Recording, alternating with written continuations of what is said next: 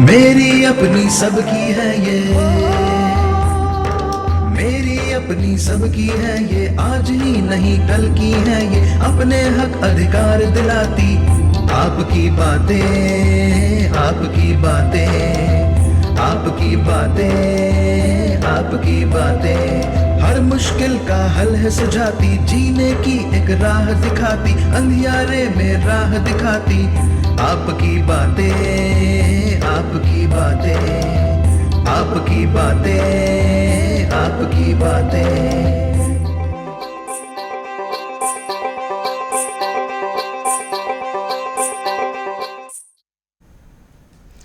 आसमान की ऊंचाइयों से लेकर देश की सोंधी मिट्टी तक कुछ रंग यहाँ की हवाओं में ऐसे घुले होते हैं जो हम सब में देश प्रेम की भावना जगाते हैं, देशभक्ति से पूरे देश को महका देते हैं।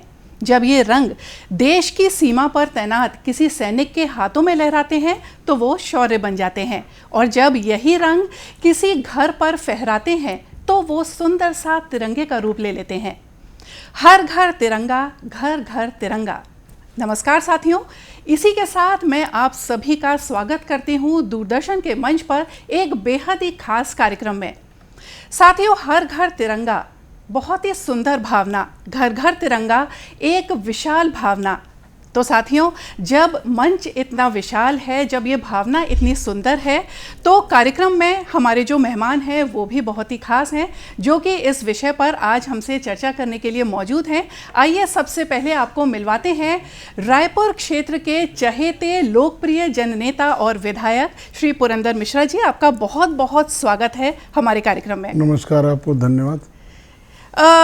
महोदय, हर घर तिरंगा, घर घर तिरंगा, ये जितनी भावना खूबसूरत है उतनी ही विराट है, इसके पीछे का संकल्प उतना ही सुंदर है।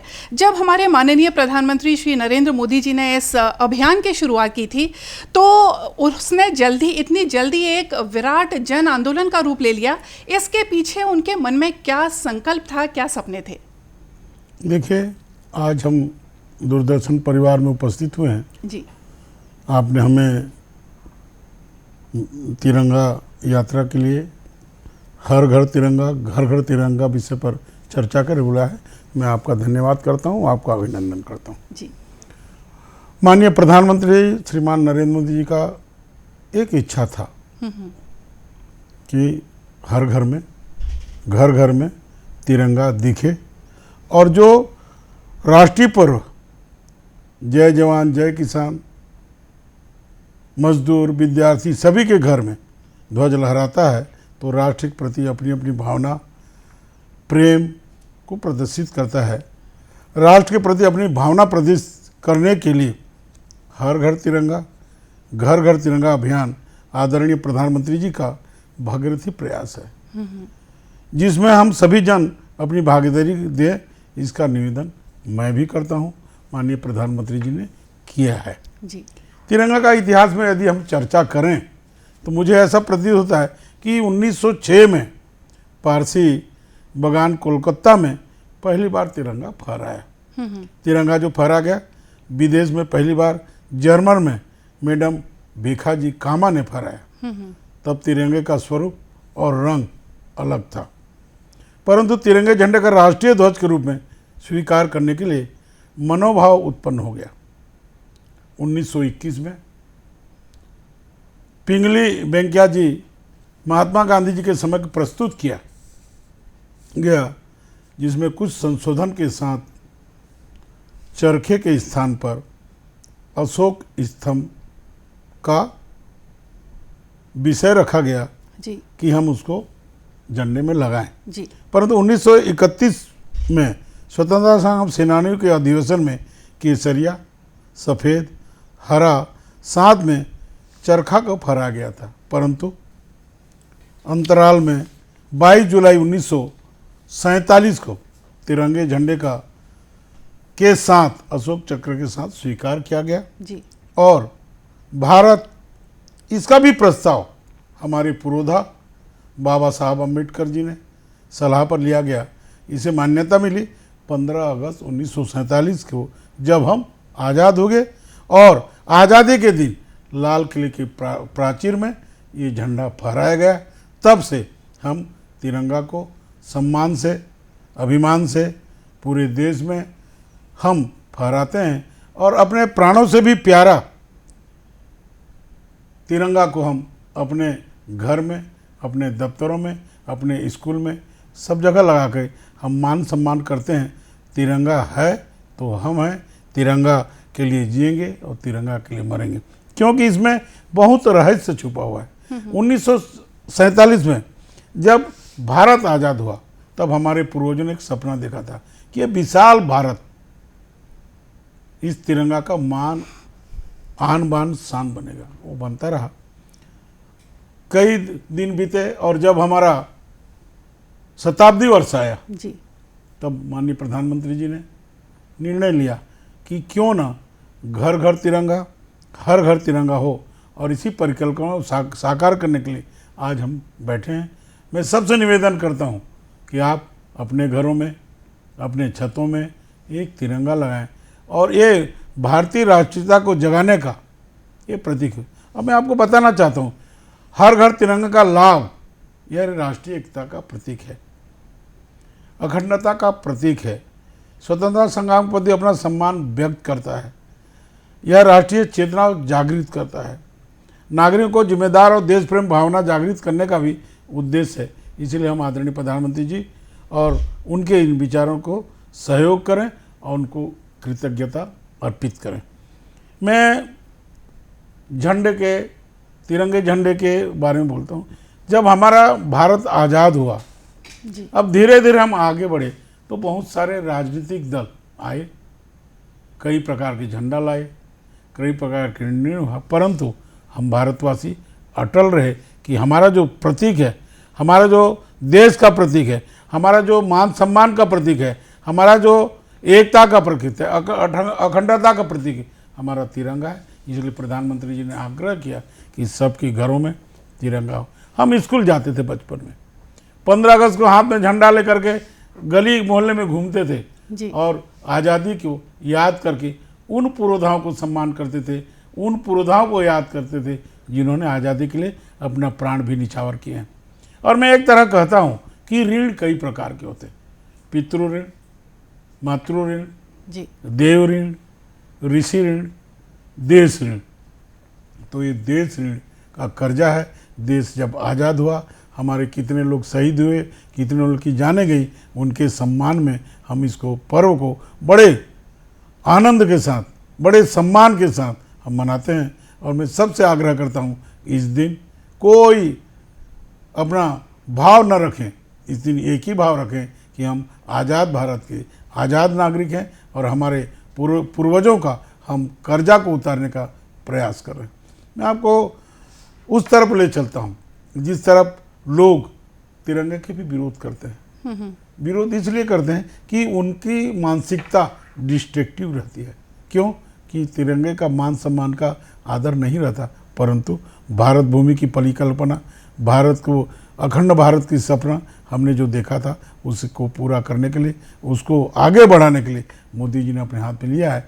हमारे इस कार्य को हम लोग युवा लोग, सेना में हैं हमारे सैनिक साथी लोग, स्कूल में हमारे बच्चे लोग, हमारे शिक्षकगण, हमारे किसान, हमारे आदिवासी भाई, हमारे महिला माताएं, बहनें, बेटा बेटी, सबके हाथों में तिरंगा का झंडा दिखता है।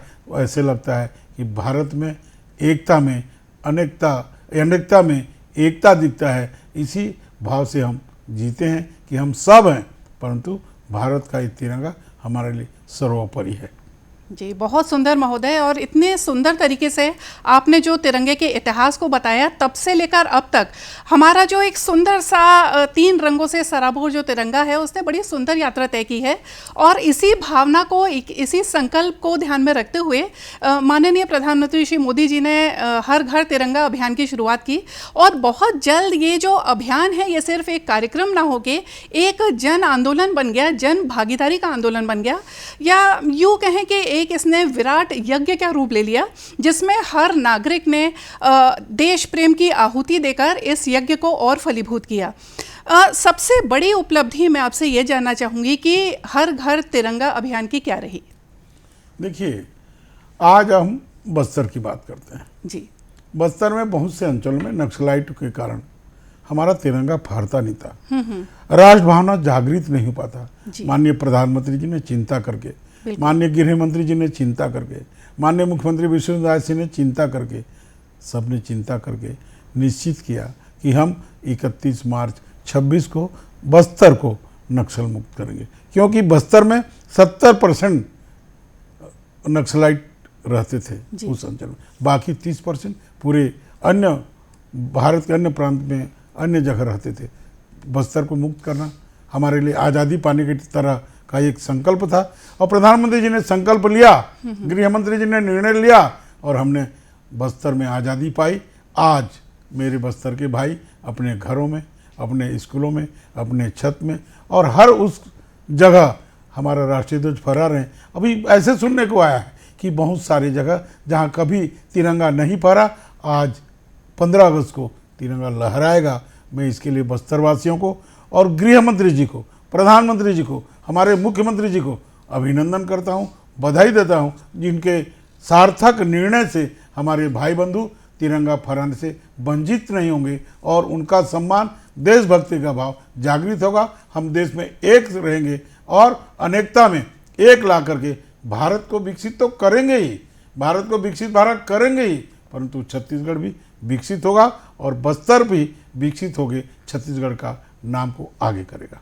जी बहुत खूबसूरत महोदय। और जैसा कि आपने कहा कि बस्तर जहाँ पर जो अंधेरा छाया हुआ था, हिंसा का अंधेरा था, वहाँ पर ये जो अभियान है ये एक शांति का उजाला लेकर आया है और प्रधानमंत्री श्री मोदी के नेतृत्व में बस्तर में या जो माओवाद प्रभावित क्षेत्र थे उसमें शांति का उजाला छाया है, शांति का सूरज निकला है। यह खूबसूरत चर्चा जारी रहेगी इस संदेश के बाद।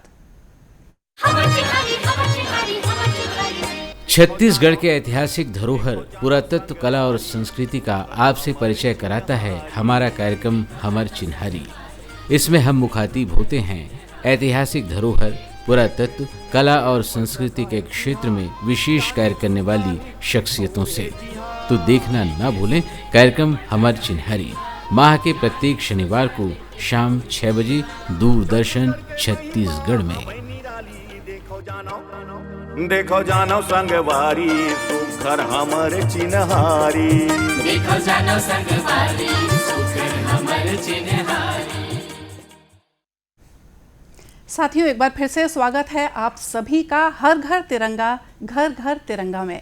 महोदय, इससे पहले ब्रेक पे जाने से पहले हम लोग जैसे कि चर्चा कर रहे थे कि माओवाद प्रभावित क्षेत्र जो छत्तीसगढ़ के थे वहाँ पर हिंसा का अंधेरा छाया हुआ था और वहीं पर प्रधानमंत्री और गृह मंत्री जी के नेतृत्व में एक शांति का सूरज निकला है।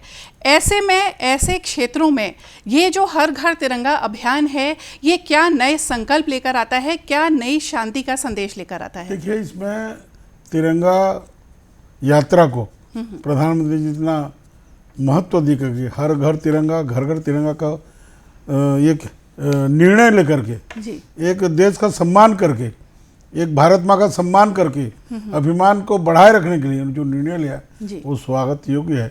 हम स्कूल के बच्चों को क्या शिक्षा देंगे कि हमारी भारत कैसे आज़ादी हुई, उनको कैसे पता चलेगा ये तिरंगा झंडा क्या है, इनको हमको क्यों फहराना चाहिए। तो ये सब बातों की जानकारी तिरंगा घर में लगेगा तो अपने माँ बाप से पूछेंगे, तिरंगा घर में लगेगा तो अपने भाई से पूछेगा, तिरंगा घर में लगेगा तो अपने दादा दादी से पूछेगा, तिरंगा स्कूल में लगेगा तो टीचर से पूछेगा, तिरंगा ऑफिस में लगेगा तो कार्यालय में काम करने वाले लोग पूछेंगे। तो बच्चे से लेकर युवाओं तक उस मातृभूमि में जो संघर्ष करे, जो हमको विजय दिलाए, जो हमारे गुलामी को आज़ादी में बदल दिए, उनकी याद करके उनको नमन भी करेगा, उनको याद करके उनके बताए हुए रास्ते चल के विकसित छत्तीसगढ़ के साथ विकसित भारत करेगा।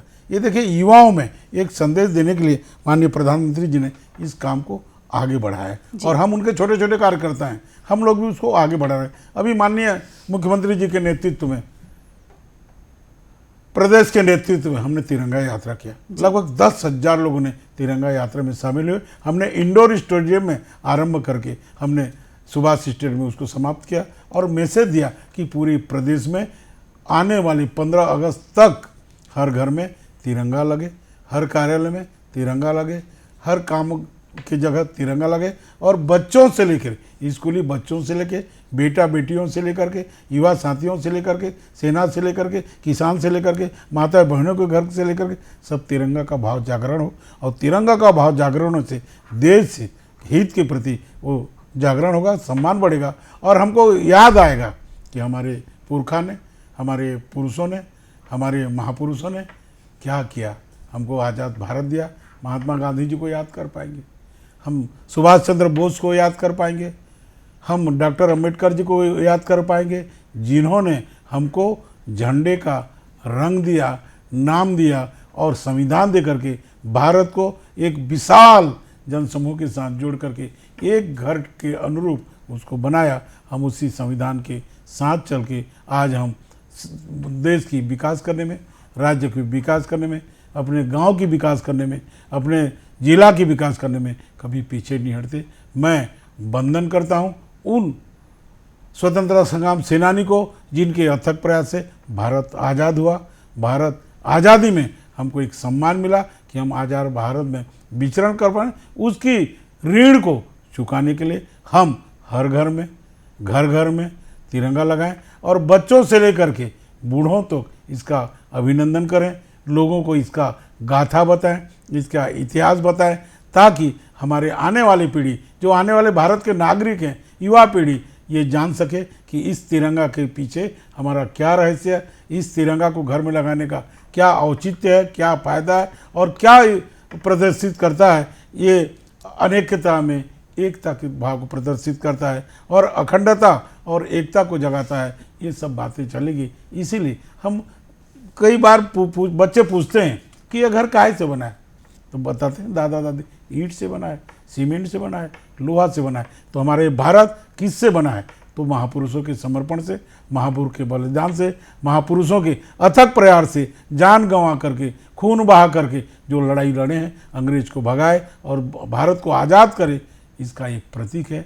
और इसका मान, सम्मान और अभिमान सब बनाए रखना चाहिए। जैसे हम आन बान शान, हमारा तिरंगा झंडा है और मैं तो बोलता हूँ कि तिरंगा के लिए जीऊँगा और तिरंगा के लिए मरूंगा। ऐसे भाव सब में आए तभी हमारा जिला प्रगति करेगा, तभी हमारा राज्य प्रगति करेगा और तभी भारत प्रगति करके विश्व गुरु बनेगा, विश्व मित्र बनेगा और विकसित भारत के रूप में 2047 में दिखेगा। इसी भाव से मैं छत्तीसगढ़ वासियों को, रायपुर वासियों को, भारतवासियों को और मेरे उत्तर विधानसभा के क्षेत्र वासियों को, मेरे लोकसभा के रायपुर लोकसभा वासियों को, जो 11 लोकसभा सभी साथियों को मैं निवेदन करता हूं, एक एक आदमी, एक एक बच्चा, एक एक महिला, एक एक माताएं, एक एक बहनें तिरंगा को प्यार करे, सम्मान दे, गाथा को बच्चों को बजाए, तभी भारत आगे बढ़ेगा, मजबूत होगा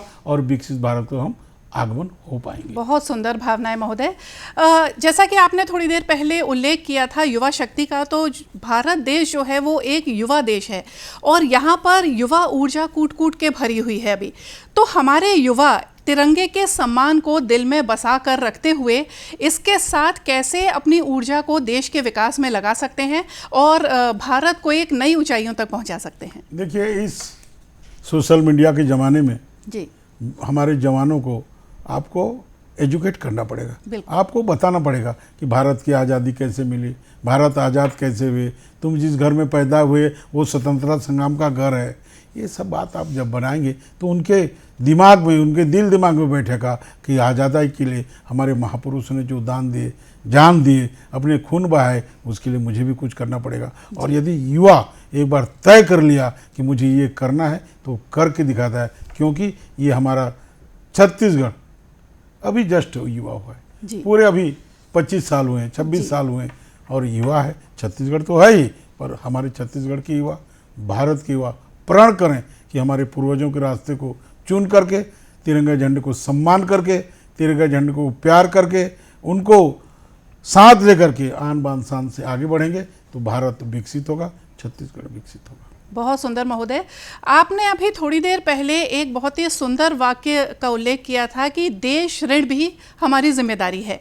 ऐसे में अगर एक आम नागरिक की हम बात करें तो वो तिरंगा झंडा फहराकर इस अभियान में भाग लेकर देश के प्रति अपनी देशभक्ति को दर्शा सकता है, लेकिन साथ में रोज़मर्रा की ज़िंदगी में वो क्या कुछ करे कि उसका देश और ज़्यादा विकसित हो और वो सच्ची देश प्रेम की भावना को जगाए। निश्चित तौर पे हमारे पिताजी रहते हैं, माताजी रहते हैं, अब हमको छोड़ के चले गए, स्वर्गवासी हो गए, तो हम पितृपक्ष जो 15 दिन आता है जी, पितृपक्ष में उनका तर्पण करके, उनके पसंदीदा चीज़ पंडित को खिला के, ब्राह्मण को भोज करा के, भाचा भाचे को दान पुण्य करके हम उस ऋण को चुकाने का प्रयास करते हैं। जी। ये 15 अगस्त भी हमारे पितृ दिवस का, मातृ ऋण का जो कर्जा बचा है, इस दिन हम झंडा फहरा के उनके राष्ट्र के अभिमान को जागृत करके, लोगों में बातचीत करके, भाईचारे का व्यवहार करके हम यदि आगे लेंगे तो देश ऋण से हम ऋण हो सकते हैं।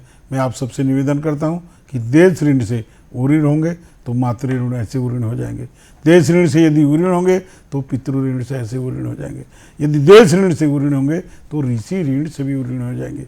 आप यदि चाहते हैं सभी ऋण से ऋण हो जाऊं तो 15 अगस्त और 26 जनवरी को आप झंडा फहराएं, तिरंगा झंडा फहराएं, घर घर फहराएं और हर घर फहराएं, तो आपको लगेगा कि मेरा जो बोझ था, मेरा जो कर्जा था, मेरा जो ऋण था भारत माँ का, वो आज उभर रहा हूँ, वो मेरे से उतर रहा है और मैं स्वतंत्र फील कर रहा हूँ, मैं हल्का बन रहा हूँ कि मैं जो ऋण मेरा अनजाने में मेरे प्रति चढ़ा हुआ था, मेरे में चढ़ा हुआ था, वो ऋण हुआ। इसके लिए मैं माननीय प्रधानमंत्री जी को अभिनंदन करता हूँ, मेरे माता पिता को अभिनंदन करता हूँ, मेरे भाई बहन को अभिनंदन करता हूँ, जिन्होंने तिरंगा के लिए मुझे प्यार दिया, रास्ता बताया कि तिरंगा हमारा मान है, तिरंगा हमारा सम्मान है। जी, बहुत सुंदर महोदय।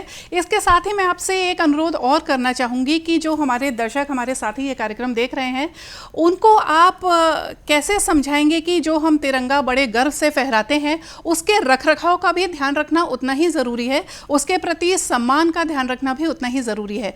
तो कैसे जो हमारा ध्वज है, जो हमारा झंडा है, जिसको हम बहुत गर्व से फहराते हैं, उसका रखरखाव कैसे रखना चाहिए? देखिए, हम देश को आज़ाद किए, हमारे पुरखों ने, हमारी स्वतंत्रता संग्राम सेनाओं ने बलि दे करके, अपना बलिदान दे करके, अपना खून बहा कर मिला।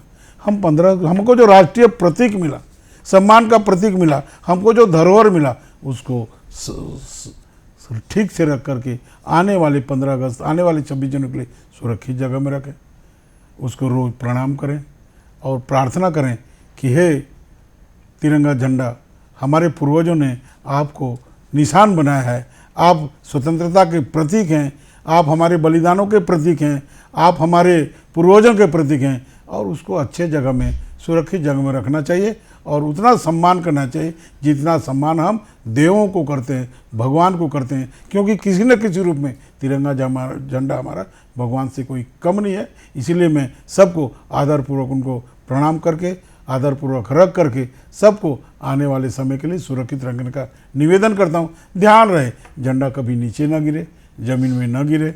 अब हम उसको नीचे झुकाए नहीं कि झंडा झुकने से हम मान्यता है कि शोक होता है, परंतु मैं आपसे निवेदन करता हूँ झंडा ऊपर रहेगा, उड़ता रहेगा, फहरता रहेगा, तो आपको भारत उड़ता रहेगा, फहरता रहेगा और कोई दुश्मन हमारा कुछ कर नहीं सकता, क्योंकि हमारे पास तिरंगा है, तिरंगा है, तिरंगा है। जी, बहुत सुंदर महोदय। यहीं पे मैं अपने साथियों से भी अनुरोध करना चाहूँगी कि देश प्रेम के भावना में ओतप्रोत होकर आप जब झंडा फहराते हैं तो उसके बाद झंडे का भी उतना ही मान सम्मान करें, उतना ही रखरखाव करें। महोदय, चलते चलते अगर मैं आपसे बोलूँ कि जितने भी रायपुर वासी हैं, जितने भी छत्तीसगढ़ वासी हैं, अगर हर परिवार को एक संकल्प लेना हो 15 अगस्त को, तो वो संकल्प क्या होना चाहिए? यही होना चाहिए कि मैं भारत माँ को खंडित होने नहीं दूंगा, ये मैं अपने राज्य को खंडित होने नहीं दूंगा, मैं अपने गांव को खंडित नहीं हो दूंगा। एक संकल्प लें, क्योंकि आपके पास इतना बड़ा धरोहर है, आपके पास तिरंगा झंडा है, आपके पास उन सब का आशीर्वाद है जिन्होंने देश आज़ादी के लिए अपने जान का कुर्बानी कर दिए, अपने खून बहा दिए। इसलिए आप ऐसा संकल्प लें कि मैं तिरंगे के साथ रहूँगा, तिरंगे मेरे साथ रहेंगे, मैं उसके लिए जीऊँगा, मैं उसके लिए मरूँगा। जी, बहुत सुंदर महोदय। और हर घर तिरंगा, घर घर तिरंगा, इस भावना को आप छत्तीसगढ़ के से जोड़कर कैसे देखते हैं? बहुत ही संक्षेप में चलते चलते। देखिए, ये तो अपना अस्तित्व है, ये अपना सम्मान है, ये अपना अखंडता का प्रतीक है, ये अपना एकता का प्रतीक है। इससे हम आन बान शान से रखना चाहिए। और मैंने कहा कि तिरंगा के लिए मैं जीऊँगा, तिरंगा के लिए मरूँगा। तो मैं आपसे निवेदन करता हूँ, सबसे जो मूल्यवान चीज़ है हमारे घर में तिरंगा रहना चाहिए, सुरक्षित रहना चाहिए, संरक्षित रहना चाहिए, ताकि हमको गर्व हो कि हमारा भारत आज़ाद भारत है। और हमारे जो लोग आज़ादी करने में हमको मदद किए, हमको आशीर्वाद दिए, उनका याद हमारे साथ बना रहेगा।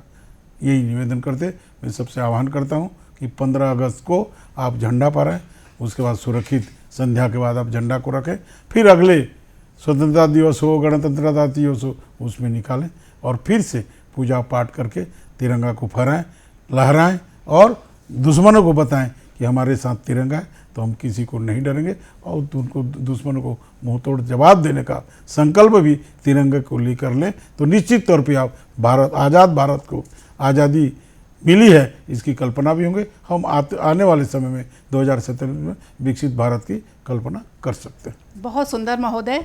और आपने हर घर तिरंगा, घर घर तिरंगा जैसी भावना को इतने सुंदर तरीके से हम तक पहुंचाया, हमारे साथियों तक पहुंचाया, इसके लिए आपका बहुत बहुत धन्यवाद। आपको भी बहुत बहुत धन्यवाद। तो साथियों, हर घर तिरंगा, घर घर तिरंगा, ये हमारी आन है, बान है और शान है। उम्मीद है कि हमारा आज का ये कार्यक्रम आपको ज़रूर पसंद आया होगा। इसी के साथ हमको दीजिए इजाज़त। नमस्कार।